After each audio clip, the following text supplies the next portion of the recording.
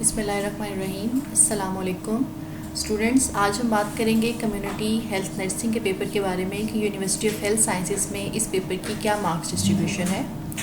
ये पेपर जो है वो टोटल 100 मार्क्स का होता है, जिसमें 90 मार्क्स जो है वो यूनिवर्सिटी के असेसमेंट है और 10 मार्क्स इंस्टीट्यूट असेसमेंट, जिसको हम इंटरनल असेसमेंट भी बोलते हैं। 90 मार्क्स को अगर फर्दर डिवाइड किया जाए तो 45 मार्क्स की थेरी है, 45 मार्क्स का जो है वो वाइवा है।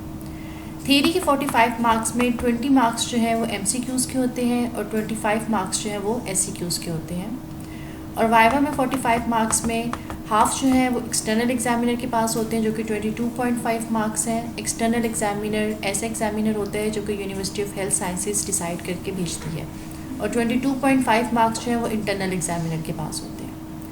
10 मार्क्स की अगर बात की जाए, जो कि इंस्टीट्यूट असेसमेंट और इंटरनल असेसमेंट है, तो वो इंस्टीट्यूट की पॉलिसी पे डिपेंड करता है, जिसके अंदर attendance, cats, quiz, mid terms, final terms, projects और असाइनमेंट्स शामिल हैं। Thank you.